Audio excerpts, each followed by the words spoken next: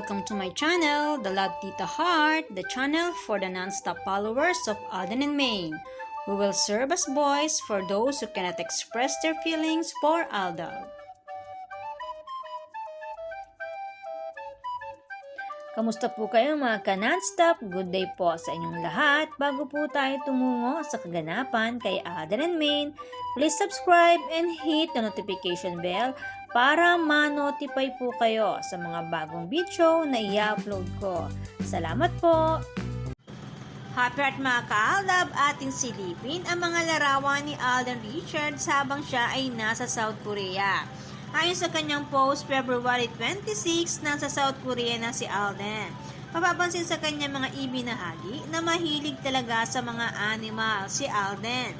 Ibinahagi niya ito na habang pinapakain niya ang alpaca. Konting trivia lang po tungkol sa alpaca. The alpaca is a small relative of the camel at pangunahin po itong matatagpuan sa Peru, South America. At friendly po sila sa mga tao, kaya naman kampante lang si Pambansang Bay sa pagpapakain sa mga ito. Kaya walang dapat ikabahala kung lapitan man ang mga ito. For sure, dahil mahilig sa doggy ang Fockerson kids, lalapitan din nila ang mga ito at hindi rin sila matatakot. Atin pang silipin ang ilan pang larawan ni Richard Jr. Nang ini-enjoy ang pagkain sa South Korea, halatang na-i-enjoy niya ang food doon. Na habang sarap na sarap si Richard Jr. sa kanyang kinakain, ay may matching pakita pa ito ng wedding band na sumisimbolo sa power of love and to show that they are dedicated to their marriage and that they believe in the strength of their union above all else. At para ipagsigawan na taken na siya na nag-iisang phenomenal queen ni Commander Fockerson. Ika nga, malayo man si Alden ng kahit isang araw, hindi na ito mapapakali hanggat hindi nakikita si Mrs. Mengay Fockerson at ang mga chikiting nito. Sabi nga ni Alden, mahalaga sa kanya ang bawat oras. Kaya naman naka-schedule na ang halos kalahati ng taon para sa mga dapat gawin ni multimedia star Alden Richards. Makalipas ang 2 araw, pinakita na rin si Mama Ten and Laysam na kasama rin niya sa South Korea.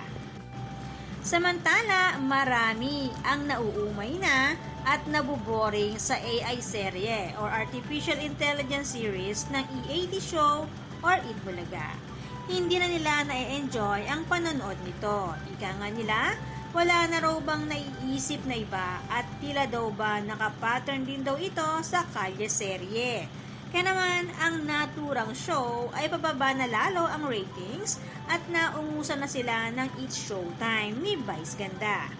Mapapansin na mula nang pinili nila si Aklang Panot ay unti-unting bumabagsak ang kanilang show na tulad ng sa DG.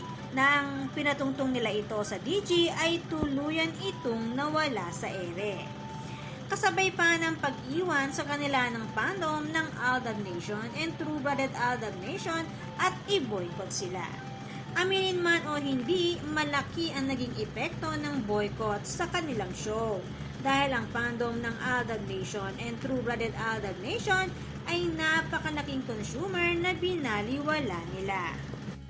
Masasabing na wrong move ang naturang show sa pag-aakalang magkakaroon uli sila ng another fandom sa pamamagitan ni Akla at ni Cloney. Sa ngayon, lalong nararamdaman ng fandom ng Aldab Nation and True-Blooded Aldab Nation ang pagiging panalo nation. Kaya naman ang sigaw nila, laban lang, walang sukuan, walang iwanan. Tanaw na ang finish line, ang dulo. Sabi nga ni Richard Jr. sa kanyang panayam, sa 24 oras kamakailan lang, laging tignan ang finish line, ang dulo, ang sabi ni Alden Richards. Ang mga katagang ito ay nagpapaalaala sa mga pangako ng mag-asawang Alden and Maine. Samantala, February 29, balik Pinas na si Alden Richards March 1, ang pinakahihintay nilang lahat para makitang magkasama si Mrs. Nico Menday Pokerson and Richard Pokerson Jr. Medyo sad lang dahil tape na ang production number ni Maine, habang live naman ang sing and dance na production number ni Alden Richards. Masasabing very professional talaga si Alden. Kahit nagkaroon ng technical problem sa microphone, ay tuloy pa rin ang performance na nag-iisang pambansang bay and multimedia star Alden Richards. Ika nga, the show must go on kahit ano pa man ang mangyari. At very graceful naman ang ipinakitang performance ng nag-iisang phenomenal queen, Maine Mendoza. Mapapansin na hindi talaga pinagsama ang production number nila Alden and Maine. Bagamat hindi talaga sila pinagsama or pinaghiwalay ang kanilang performance, ay sa bandang huli ay magkasunod ang kanilang number. At si Alden Richards na rin ang nag-introduce kay Maine Mendoza. Sa ganitong setup, halatang inilagay sila sa huli dahil alam na silang dalawa ang inaabangan para mapanood. At si Alden Richards ang pinili para mag-introduce kay Maine Mendoza. Bagamat guest lang si Alden sa grand party para sa second anniversary ng Bingo Plus. Lumalabas lang na alam nila na malakas pa rin ang hatak ng dalawa para abangan at mapanood ang buong live nito. Kaya nga lamang ay takot pa rin ang mga sarswelista na pagsamahin sila Alden and Maine dahil alam nila na maraming mag-aabang sa magiging ganap ng dalawa.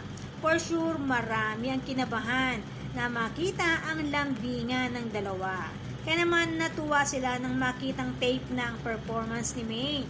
Hindi lang ang mga sarswelista ang takot, kundi ang mga fans na against sa totoong relasyon nila Alden and Maine ay natatakot din. Habang ang fandom ay thankful na rin, bagamat hindi pinagsama ang dalawa, nagsusumigaw naman ng mensahe ng katotohanan.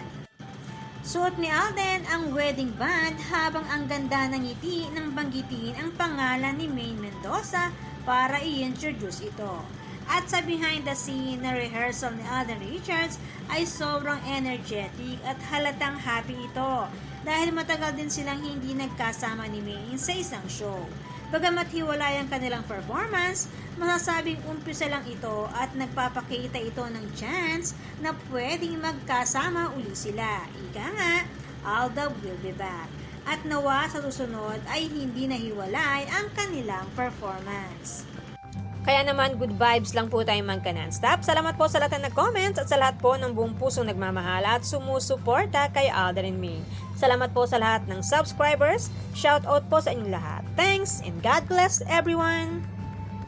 Salamat po sa lahat ng nag-comment. Shout out po sa inyong lahat. Sorry po, hindi ko na po kayo iisa-isahin. Sobrang dami po ninyo. Patunay lamang po ito na talagang lumalakas lalo at sumisigla ang buong fandom sa ganitong pagkakataon.